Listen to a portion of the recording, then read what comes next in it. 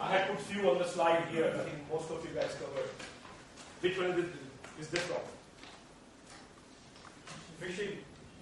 What's the problem? Overfishing, right? Extinction of or fish populations depleting across the water bodies, either lakes, rivers, or oceans.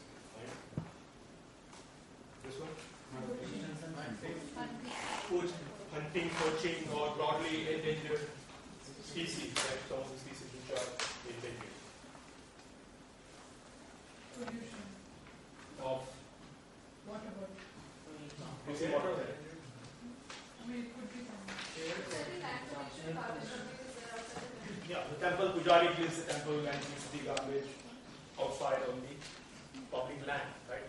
So the lack of sort of protection or maintenance of public property is other kind of problem. This is pretty obvious. What is this? Water shortage and pollution, right? Both. So you can see that on one hand, of course, various groups are fighting for water, industry, agriculture, domestic consumers, right? Nope. Those are the ones. Good. Why do we have them? One of the reasons would be overpopulation. Okay. Because we have too many on the planet. People are not over exploitation of resources. Yes, because overpopulation obviously leads to you just think about themselves. You're not bothered about what damage will do to the other. There are selfish. Selfish, yeah. So we are too many and we are too selfish. That's the problem. Limited resources. But there are too many. No? Yes. If we are not too many, then there will be enough to go around. Right? So that's the main cause of the problem, right? We are too many and we are too self-centered, too selfish. If that is the cause, how do you solve it? If that's the cause of the environmental problem that we face, then what's the solution? awareness. We are too many. The problem is population. How do we cut down population? So who wants to commit suicide? No, not the For the sake of environment? Nuclear bombs. Huh? Or should we kill other people? family planning. Family planning is a long-term solution. We are already 7 billion on the planet. We are already too many. अब family planning करेंगे भी, तो hopefully it will be 8 billion, not 12 billion, right? And how long will that will take? How many will actually listen to government messages or messages by NGOs and all of them to actually restrict the size of family, right? Or do we adopt the method of Sanjay Gandhi? Remember what he did? Forced sterilization. Yeah, forced sterilization. Right? Would that be a alright solution? No. No. Laws would agree. To conserve the resources what we have, like water harvesting and plantation and other things. We had some alternative ways of doing some. Self-initiative. Meaning doing what? Yeah. Like use of natural resources, like some. But at the end of the day, you would consume natural resources, right? How would you stay alive? If you could keep 7 billion people and of course growing. Renewable energy. Possible. I mean, we have been trying for a long time. So far we haven't found any way of. You disincentivize inefficient use. Disincentivize inefficient use. How do we do that? Penalizing. Sanctions. So what kind of sanctions on whom? Penalties on anyone who will go against. I mean, obviously have a rule in place which will make sure that there is conservation of the resources, and anyone who goes against that is subject to sanctions. Okay. Any other solution? Yeah. Self-initiative to preserve the resources, in the sense not exploiting it by a lot of ways. Like, for example, if we have water scarcity, less use of water while bathing, washing clothes, a lot of ways. So should we have Eco-friendly. washing police that will tell you how long can you take a bath. No, but that's self-initiative. That's a self-initiative. Oh, we change ourselves. We Oh, change okay. ourselves. That's pretty easy. We just change ourselves, isn't it? That's the easiest thing we could do. We all have control over who we are and how we behave, right? So if we can change ourselves, would that solve the problem? Or would we able to change ourselves? We can't change ourselves. We can't change ourselves. We cannot have it. It might be for 1 2 days, but you would be what you are at the end. And you would imitate people who But you have even a if strong you change will, then you yourself can obviously and turn change into doing yourself. that, you would imitate him automatically. Even if you change yourself, you saw what happened in the bamboo game, right? You may all want to, but the result could be exactly the opposite than what you desire. That's because we have got so much in the habit of getting regulated by someone else. Since the very beginning, we have a habit of getting regulated. If in case I'm violating something, you are the person who's responsible to tell me. I'm not responsible. Who for was myself. regulating you when you were playing this game? Nobody. Nobody. Even then it happened. So out of no is controlling you, at least not you can visibly see. You don't know invisibly somebody controlling you. But you were trying to do was to let the bamboo go down, right? But it went up. So what's the lesson there? We discussed that. So what's the solution? Change ourselves, But sir, reduce our numbers. That is one. That's one possible. Actually, that's one solution, but it's not practical. But nobody is willing to die for it. All these If you reduce the number, somebody has to die. No. How else would you reduce the numbers? Yeah, all these follow the category of self-initiative, which is like not possible because if I think that I can take initiative and like not consume so much of water while bathing, but I don't have any incentive for it because the other 100 number of people will be doing it. So if me taking a self-initiative won't make a difference. So it actually disincentivizes me to do anything else. this is exactly where the greed comes in. Because I am doing it, so the other person should also do it. That is exactly the human Even if nature. you end up doing it for But years, so how long will you do even it? if you do yourself, others don't do it, would they still serve the purpose? One person No. cannot make a difference. Right. If So if you think about why there is Can- overfishing, right? So each fisherman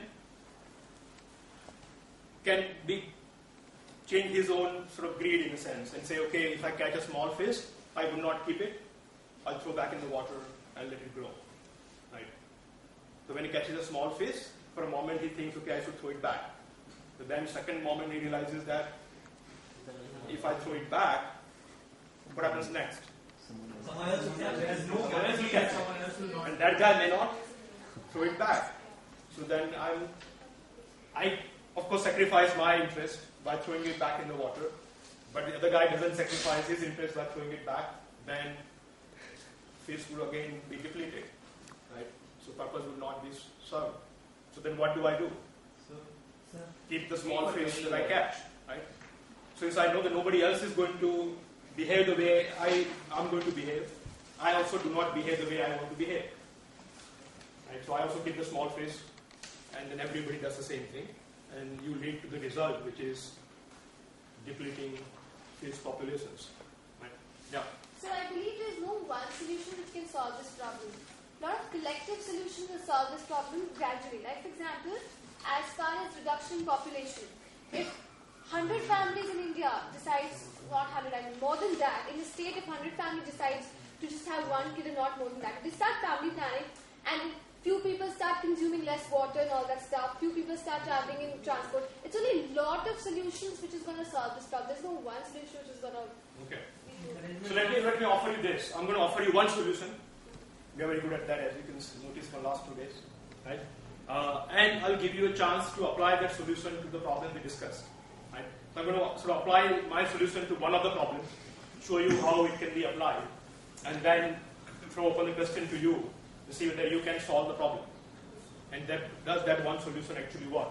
Right? Across all these problems that we just talked about. Right? So, what causes these problems? And that's the most important part. It is the first most important step in understanding how to solve the problem, is to understand what is really the cause of the problem. Right? And this is the slide momentarily saw. Quote from That is not well before we had environmental problems or we were aware of them. He actually understood why we have this problem or likely to have. What is he saying?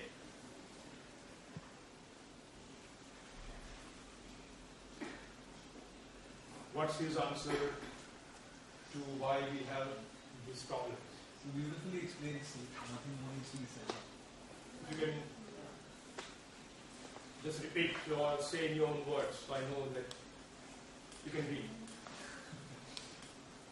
So we care more about things we possess personally rather than what is available to everyone and commonly, which doesn't belong per se to anyone. And also there is one very old saying which is like everybody's responsibility is no one's responsibility. Yeah. So how does that explain? So air, water, land,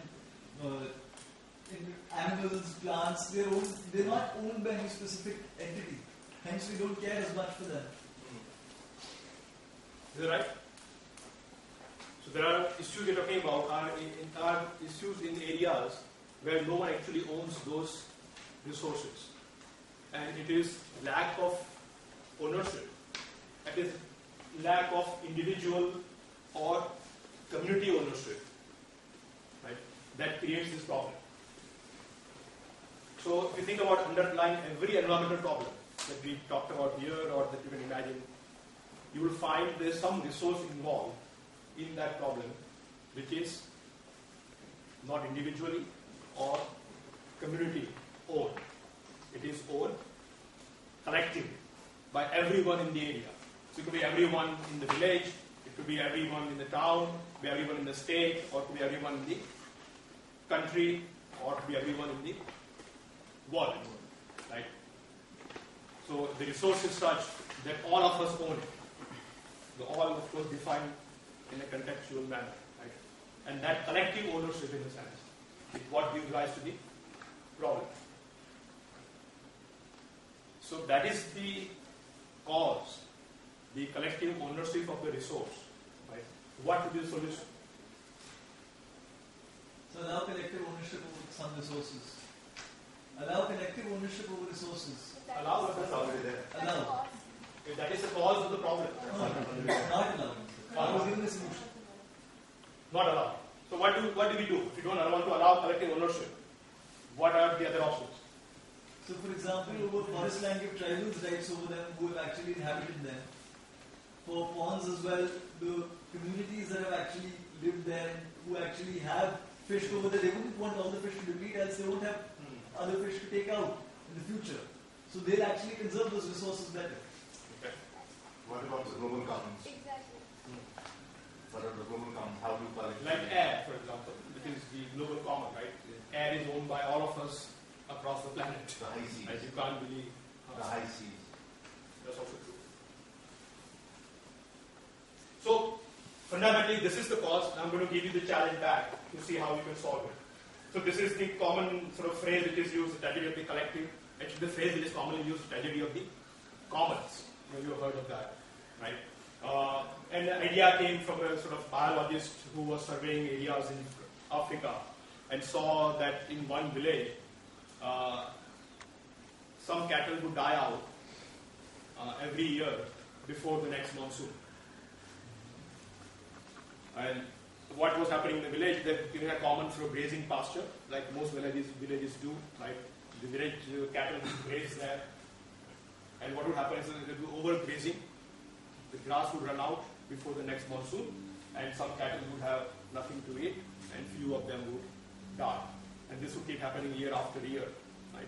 And since it was a commonly owned pasture, looking at that as a source of the problem, Garrett Hardin defined this as a tragedy of the commons. It is a more popularly used phrase. I sort of think that it's more accurately called the tragedy of the collective. The reason being, there are also common properties which are, this is already I told you, under every problem is a resource which is collectively owned. Right? So there are three different types of ownerships: individual, community, and collective. Which is the reason why I'm not using the tragedy of the commons, which community-owned resource also, the value of the collective. Mostly, much of the land actually was owned collectively. You know? Kings owned much of the land, jure. Slowly they used to parcel it out to nobles and various warlords. Right? So slowly what happened in the case of land, which was collectively owned land, we began to move towards community ownership, right? And slowly further down to, right? Unlike in land, in forest, exactly opposite happened. Right? Much of the forests around the world were actually community managed and community owned. People who lived in the area or around the area had the right to access to that resource, not others. Right?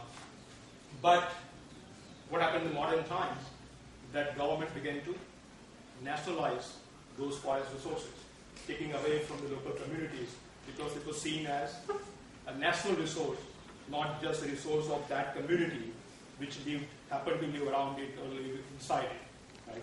So we declared these are national resources, and therefore should be owned by the country as a whole, not by smaller communities. Right? So of course in case of India it happened with the British. They wanted a lot of timber to build their ships, right? And so they began to acquire, take away the forest from the princes and use those to get timber. But similar thing happens around the world, not just in India. The same thing happens around the world for different reasons. Same was true for water. Even today, I think there are water bodies in India which are community owned. You heard of Chilka Lake? Yeah. And so fishing right in the lake is only with the people who live around the lake or have been living around there for generations. Right. So only those families who have been there, who have homesteaded in a sense, have the right to fish in the lake. If you go there, you can't. Or you get a permission from the existing rights holder to be able to fish in the lake. Right. And it was also a customary practice around the world. So people who lived around the water bodies had access to water, right, to use water, and of course the things inside the water body. So what we have done over the last century and a half, is what was collectively owned, the land, slowly began to be owned by communities and further down to the individuals. Right? In case of forests and water, and I think same obviously for the fisheries, which was largely community owned, managed by communities at the time, right? But we began to nationalize them and convert them into collectively owned resource. We all own it, not just a small defined community. Right? So now the solution obviously is to move away from collective ownership. If the collective ownership is the reason for all these problems, then obvious solution, at least obvious now, is to move away from collective ownership. And what are the options? Give it to a community. The tribal area would be staying there. Either give it to the community or an individual. To the individuals, right? That's the way away from collective ownership. Right? So if you think about it, that one possible solution is to either communitize the collective resource or privatize it. Right?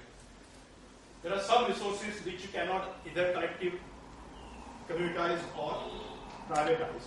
And for those resources, the other option is to price the use of the resource.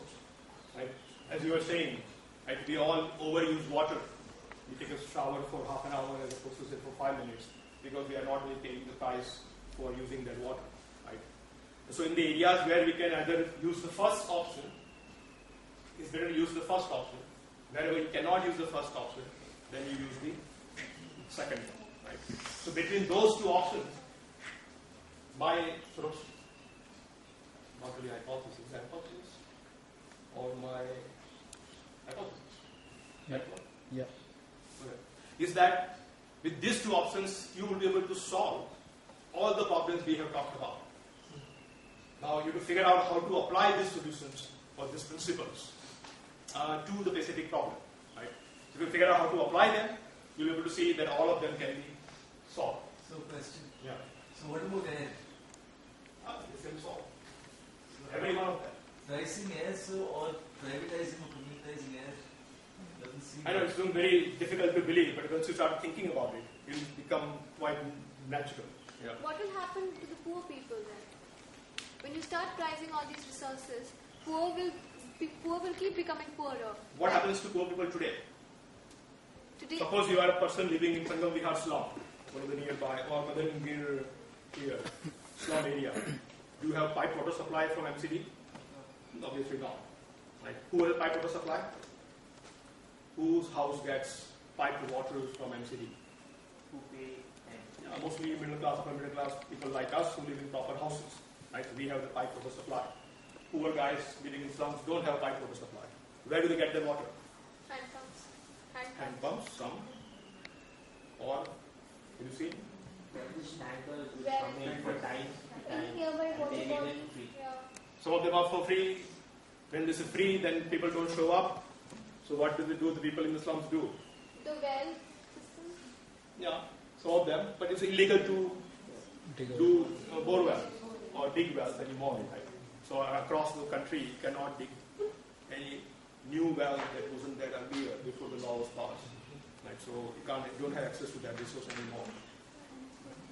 So most of the activities they use tankers and take water from the others, from nearby households who do get pipe water supply. Right? You want to guess how much money poor people living in Sangam Vihar slum spend per month per family just on water? 2,000.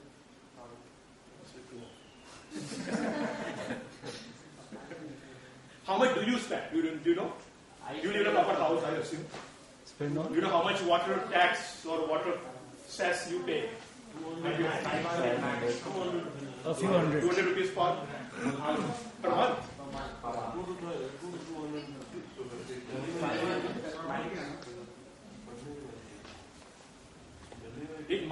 The house I live in, of course I don't own the house, but we pay the water cess. I share with the other people living in the building for the landlord.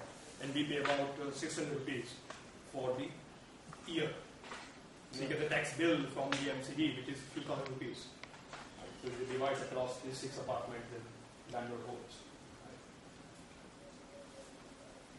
The poor guys in Sangam Vihar pay 300 to 500 rupees a month per family for their water. So what happens to the poor today? They actually pay more than most of the middle class people do. So in a sense, it may not change for them, possible, but if you apply the solution that I'm suggesting, their life may remain the same or their options may remain the same as they are today. They are likely to be worse off than they are today. They are already paying the price, it's the full price of the water. Right, there also is a possibility of an increase of price they're paying for it, right? So if in case there's an increase in price for resources that they're paying for, let's imagine the situation as to how the life will become. Anyways, they can't afford it. Sure. And we know all of us know that how they're living the life right now. So if by pricing all the resources, what happens to poor? And as we all know, India is like the most developing country. We have like a lot of villages where a lot of poor people live. So then, how is this The price is even being paid now. It's not like they're not paying something. So ultimately, it would just be paying. There would be competition basically. If this comes into place, if the pricing, there would be competition which would be there, and they'll go for the cheapest price. Okay, before you sort of give out the secret, let's divide ourselves into groups. How many problems do we have? If you remember my first few slides, there is. So one is overfishing, right? Second is endangered species like elephants and panda bears and all of them are going endangered, right? Third is from public lands, right? Fourth is water pollution and water scarcity, right? There's a one problem in a sense, right?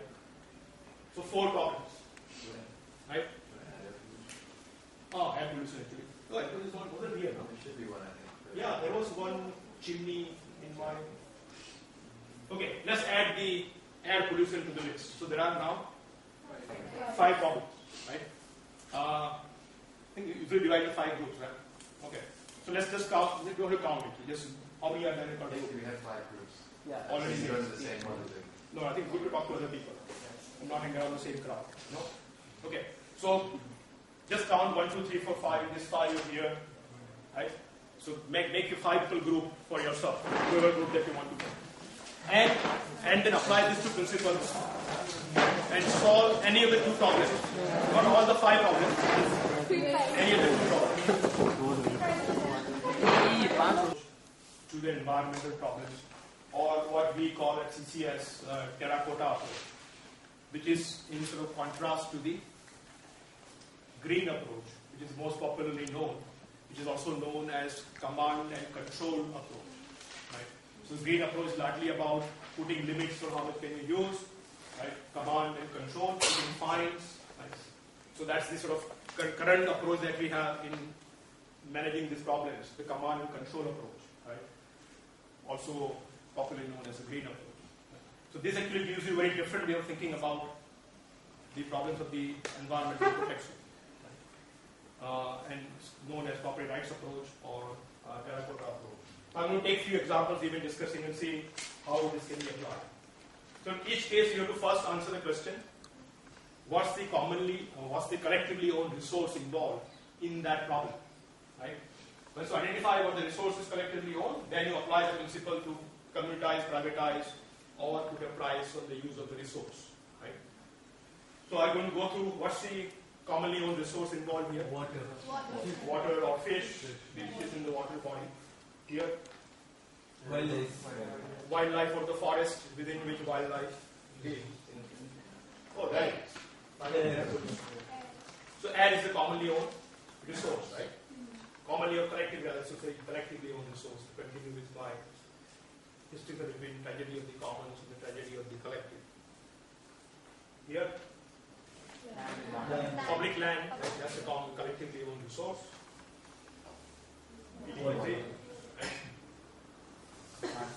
One more problem. What's the problem here? Noise. Noise. Traffic congestion. Haven't you experienced that? Every day. Right? Other big problem we all face. Right? What's the commonly owned resource underlying this problem? The road, publicly owned roads. All of us can drive for free on public roads. Right? And so it's a freely available resource. We don't really pay a price for the use of it. Right? So that's, I think, first step is identify the resource involved in that problem, which is collectively owned. Right? That's the half of the battle. Once you figure that out, then you can apply the 2 principles and see whether that can be commutized or privatized, or you can put a price on the use of the resource. Right? So let's start with the easy one, wildlife or endangered species. Right? So how can you privatize or commutize elephants? You already got the answers, right? And there's one country in the world which actually has implemented this answer that we just discussed here. Which one? Unfortunately not. Zimbabwe? The revelations are given to red Indians, but it's not really applying this principle in that sense. Zimbabwe? Oh, yes. The current approach that we have, which is command and control or the green approach to protect endangered species, is known as CITES. You know what that stands for? The famous international treaty that countries have signed. It's a convention on international trading in endangered species, right? Which sort of prohibits or bans trade in body parts or parts of the animals which are endangered. The logic being, if you can't trade tiger's claws or skin, then there's less incentive to poach or kill. Right? I kill them because that's a resource I want to sell in the market. Right? If you legally cannot sell it, then it becomes difficult for you to earn income by killing species. So we have had this for a long time. India has a signatory to this treaty. Right? Most countries are actually now. There's one country that it wasn't for a long time who signed on to this treaty, and they took the very opposite approach than the conventional approach, and said we are going to commutize our forest, including the elephants in the forest. We're going to give it to the local communities, they would own those forests and elephants and they would manage those forests and elephants. Most people thought it's a pretty bad idea. What would poor people? The tribals usually are the poor people, the poorest of the poor in almost any country. Right? Whether you go to US or go to Australia or go to Zimbabwe or India. Tribals usually are the most poor people in the country. So people thought that if you give this resource, timber, forest, right, timber and elephants, tusk, very expensive material, what do poor people do? They will cut trees down, kill the elephants, sell the product and make some money for themselves. Isn't that what human beings are supposed to do? Be greedy, kill others to make life better for themselves. But that is the only country in the world today where elephant population is increasing. Everywhere else, despite all the efforts of the international community, the World Wildlife Fund, the Greenpeace, all the governments in the world, right, been trying to protect elephants and tigers. The population is going down everywhere except in this one country. That's in Zimbabwe. Why? So why didn't the poor tribals kill the elephants when they became theirs and sell them in the market?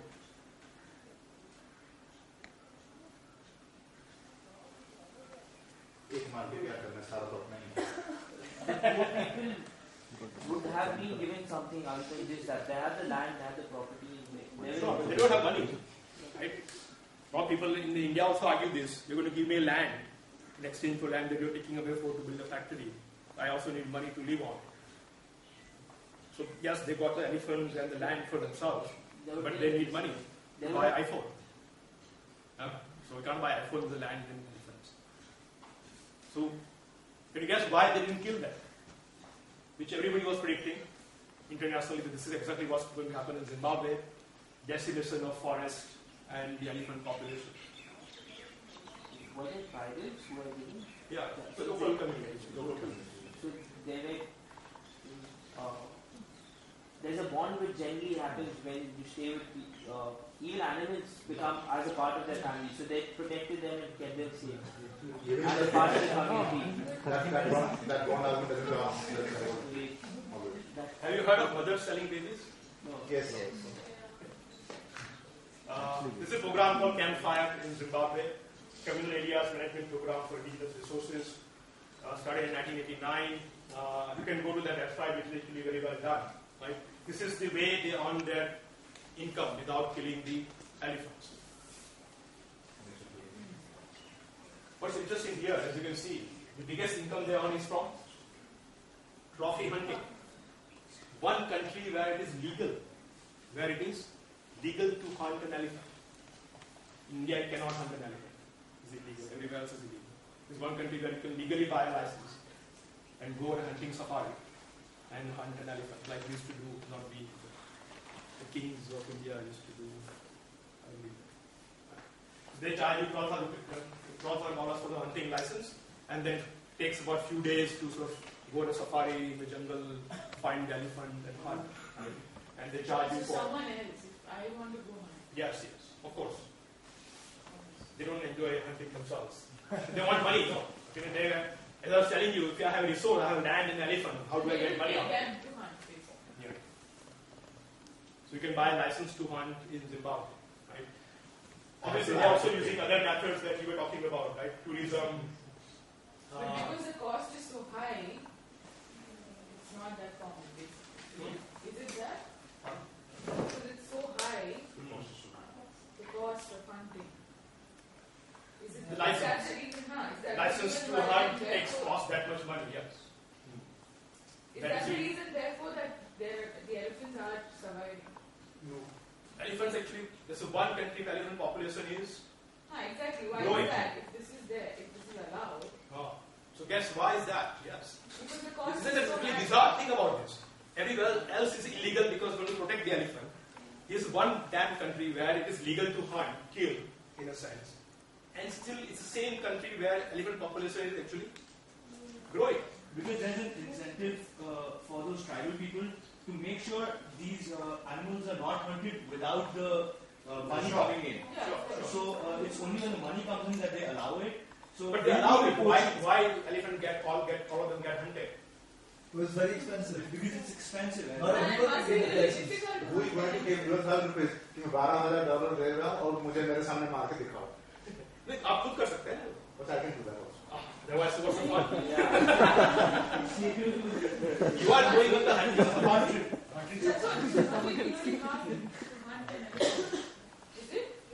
No. You can imagine what once they began doing this, right? This, of course, if there are too many people coming up with that $12,000 in their hand and willing to pay the price to hunt elephant, what will they do? Exactly, there's the price. With the high demand at that price, what do you do? There's the price, right? Increase the license fee. License fee. Right? So this is the price they found. At least there are enough number of people, so they have enough income for themselves. And at the same time, elephants remain intact. Enough number of elephants remain alive for other people to come and buy licenses. Right? They also figured out that they now actually mark elephants. The older ones are marked, available for hunting. The young ones are not, because of course young ones can reproduce, right? And therefore you have more of a loss if you hunt a young elephant. So what is interesting here is the contradiction. Where it is legal to hunt, the population is growing. Everywhere else it is illegal to hunt, population is declining. Right? And that's the sort of power of the incentives. So what you have done here by giving the elephant to the tribals is align their self-interest with the interest of the elephant. Right? So they protect elephants themselves from others who may want to poach them. Okay, I will skip this part. Quickly, second. What's the problem here? Overfishing. The commonly owned resource or collectively owned resource is fish or the water bodies. So now the question is, how do you privatize or commoditize fish or water bodies? Right. I know quite a few of you thought about it. Many, actually, I was so surprised to find that out of 5, 3 of you have started working on this problem. Yeah. How do we do that? So then, I agree. The principle is that give local people right to fish. But how do you decide who has right? What? How do you monitor the system? That's based on domicile. How do you decide? Whoever has been born there and been staying there deserves the right. Yeah, something very similar. Actually, very good point. Something similar was done in a country called Iceland, a small country but whose economy is dependent on fishing. 80% GDP comes from this one single industry. If the fish population declines, they are pretty much in serious trouble. So they had to find a solution to overfishing. Right? And this is what they found. What they call ITQs, individual tradable quotas. So what the government did, to do a survey of all fishing families in the country. Find out how much did you catch over last 3 years. What was the catch of the family over last 3 years. And they took an average of that and gave a piece of paper to that family saying that from now onwards, you have a right, legal right, to catch this X amount of fish from this area. So that's the cap. What you used to, right? Similar to what happened in the case of land. If you imagine when land was collectively owned, slowly government began to recognize property rights, right? So you homesteaded the land, put a fence around it, and then told the government, I'm using this land, so now give me a piece of paper that said this land is mine, title to this piece of land, right? Exactly the same way the government gave titles to fish in Iceland. And now you own, say, this many tons of fish in the area. Right? So how will they know if the fish more than that? How is the state supposed to know the fish more than that? That's an interesting thing, no? What would they have done? So what happened actually, once the government defined this property right, and give this piece of paper that you own, say for example, family number 3, right, owns 25% of the fish in that area, right? Then these families in the area would come together and form a cooperative to enforce the property right. Like similarly, what we have, say, in some of the apartment associations, the homeowners come together, form an association to take care of the common areas, right? Common park, common streets, parking space. Somebody has to manage, clean, and maintain those things, right? So you come together, form an association, pay some fixed price. Residents Yeah, RWAs in some cases which are active. Or within your own building, right? You have a common staircase. Somebody has to clean that. So you pay some fixed money to the person and then he cleans the common area. Very similar idea actually in a sense here. Right? So this fishermen come together, form an association and manage, make sure that nobody catches more than what is legally theirs. Right? No. So how does this solve the problem of Overfishing. overfishing? Oh. Good question. How does this solve the problem? What is I gave you the whole story, not the punchline. So they've already provided fixed quotas. So if they do overfishing, what will They won't go beyond. fish for next so year? obviously that 2,000 tons is not the total that you can catch. Yeah, there's more fish in the water. No? Yeah. So why would they? I think what is the problem we discussed earlier? Overfishing problem was that when I catch a small fish, I should probably throw it back in the water, but I don't do that because I'm not sure what the next guy would do, right? And therefore I also keep the small fish that I catch. Everybody thinks the same way. Everybody keeps the small fish or whatever fish they have caught. They don't throw back the small fish back in the water, right? So now find that Kerala fisherman who behaves this way in India, put him in the ITQ system in Iceland. Now ask yourself, would this Kerala fisherman throw the fish back in the water, small fish back in the water? He's the only one who's going to come back and fish again, so he'd rather wait for it to become bigger. Everyone has And he does not have to care limits about of- anyone else's. I mean, he's guaranteed of the fact that no one else is coming and fishing there. What is the guarantee? That no one else except for him Property can rights. fish. Right. Property rights, basically. So Over that area. Someone else can come, but he will also take only that quota, so he doesn't lose out on anything. There's equal But competition. they formed a cooperative, right? So it's like No one else will come. Yeah. So everybody is guaranteed their quota, right? So I can catch, say, 50 ton of fish. That's my quota for the year. What kind of fish would I want to catch? Small ones or big ones? Why big ones?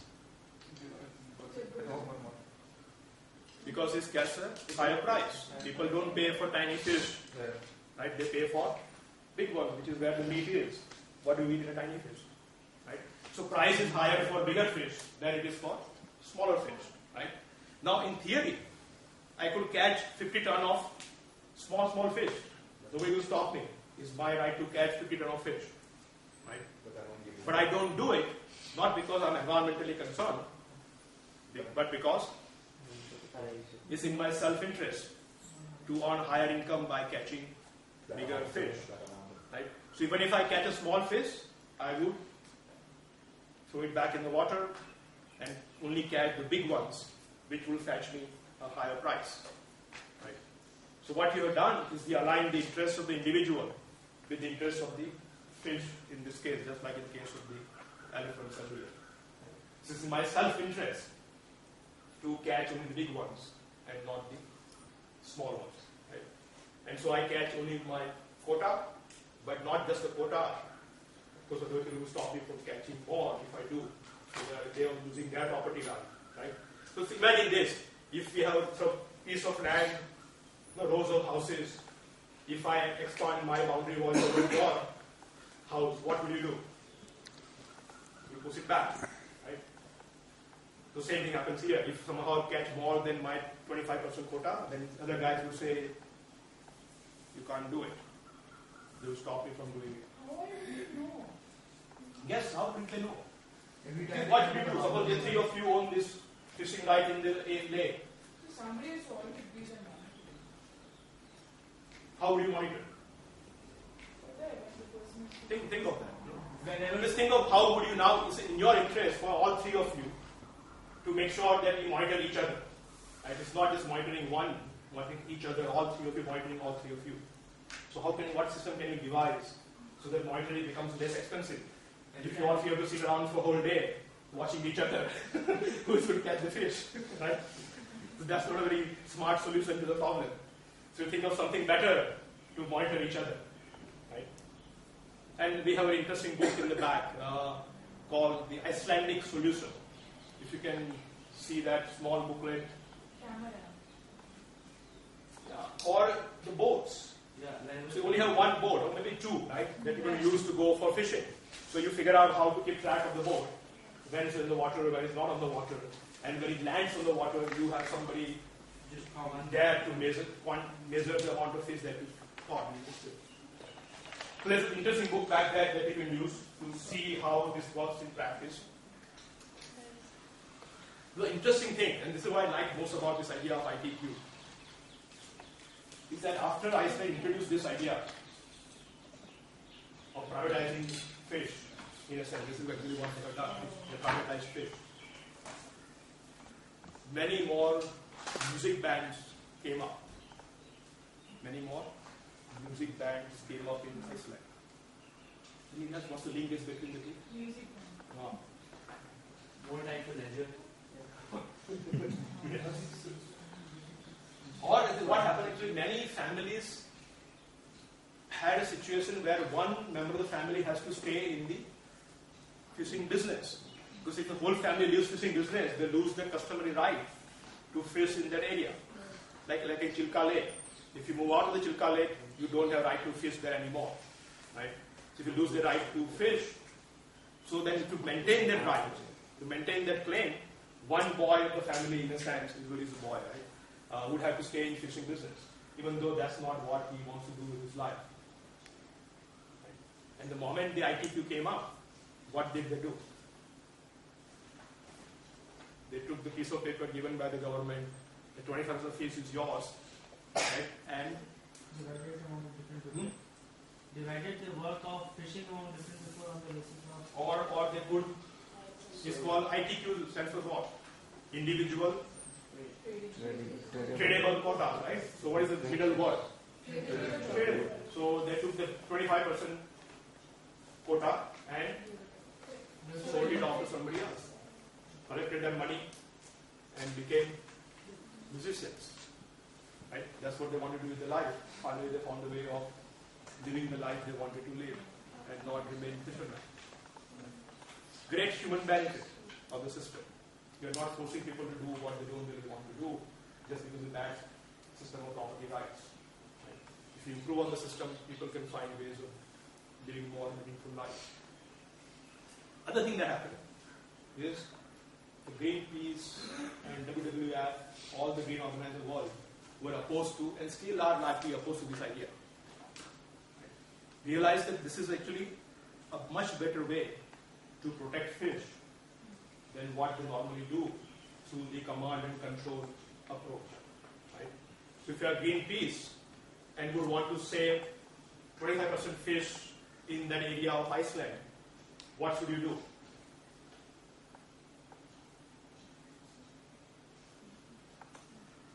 How can you make sure that this 25% fish, the fisherman number 3, is not actually caught, does remain in the water?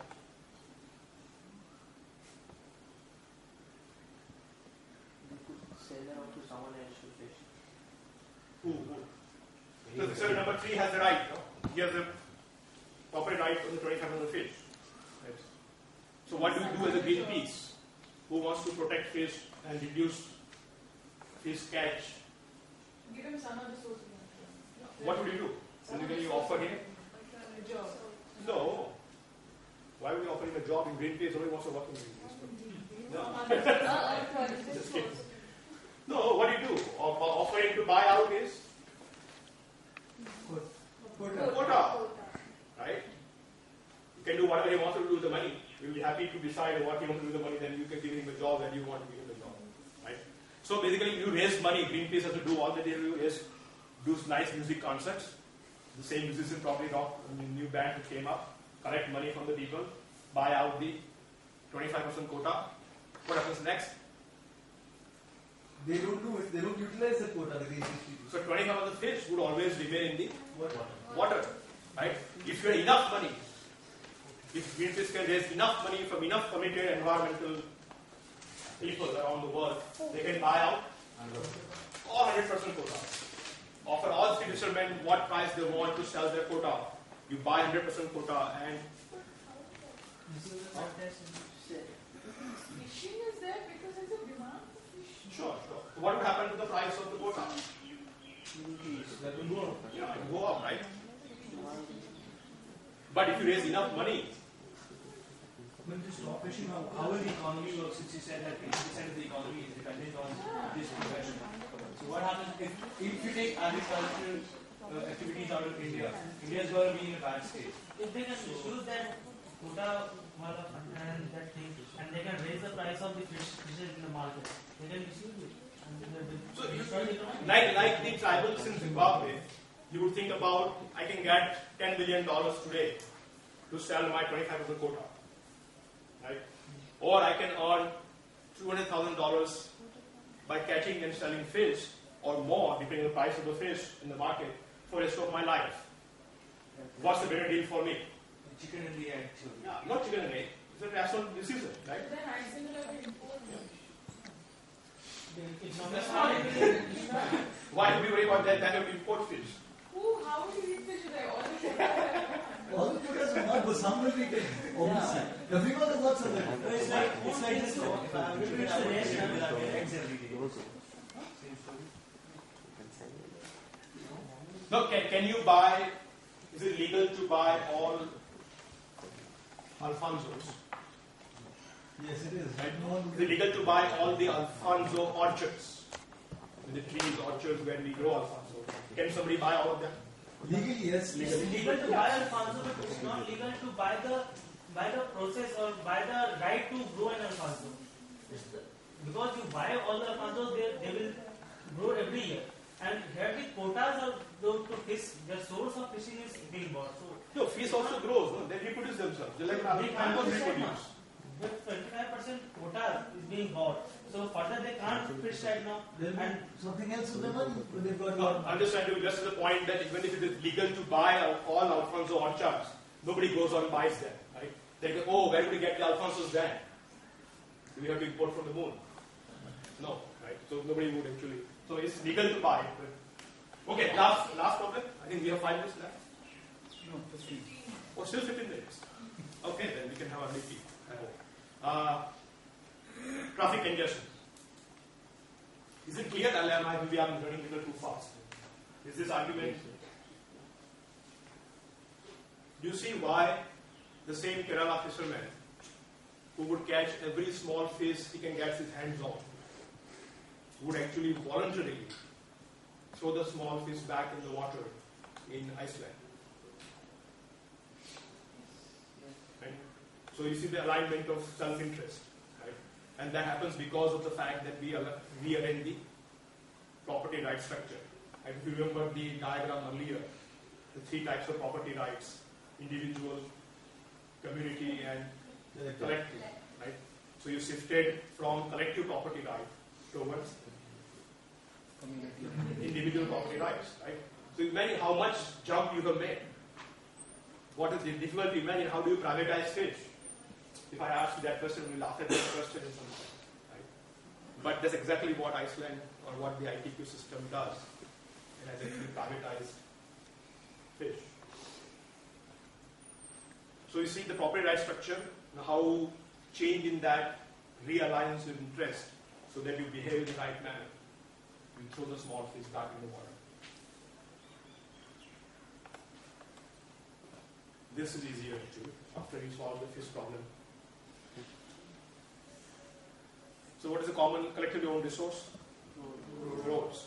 So how do you privatize roads? You charge Have you seen any privatized road? No. No? Toll plaza. Yeah, toll roads. What are those? They are privatized roads. Somebody builds the roads and then charges you for use of it. So every time you use the road, you pay a toll, a price. Right? So here you put a price on the use of the road, which otherwise was free earlier. Right? It was free. Then we used to have this situation. Once you begin to price it, then what will happen? But the price should be high enough.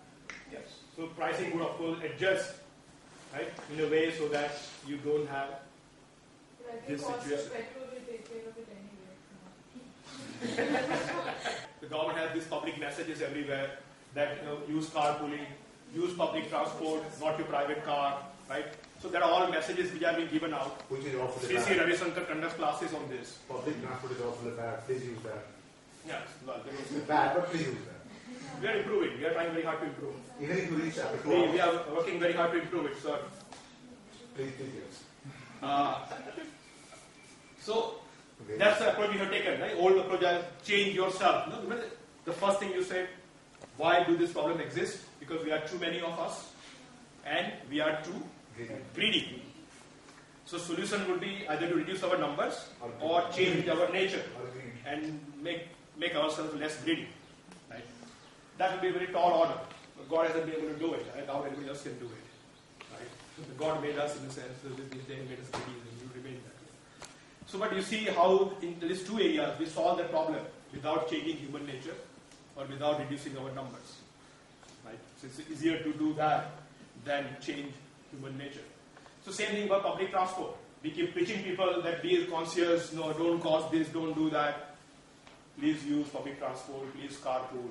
People don't do it because they are the way they are. So how do you use that the way they are and redesign the system so they begin to behave the way it is right thing to do? Right? Because in Bangalore now, this is very common. Traffic is really bad. But even if I don't want to use my car, what is my alternative? Big shot. Say, the bus you leave is too crowded. I think All those are so expensive. you're missing the larger forest. It's not use of alternative transport. Is what Andrew was saying, how many cars will be on the road. So you reduce the number of cars, number of vehicles on the roads by pricing the use of the road. That doesn't matter. If your price of the alternative mode is also so high, what does it matter? You will decide which is easier for you, right? Sure. So you will still use your car, whether or not you have to pay Let me give you a very common example. So one country which is a tiny country, I think you remember the slide of Amit Chandra in economic freedom in discussion. The country on the top was Hong Kong. Remember? It's a very small country actually, has a little amount of land and there are a lot of rich people living there. They all want to have not just one car but many cars. And one for Sunday, one for Saturday, one for weekdays. So how do you manage? I mean, this is what would be every day, every moment of the time, right, on that country. How did they manage? Making the registration as expensive as the car. Singapore has done that, yes, to some extent. But there are better ways of doing it. That's certainly one approach.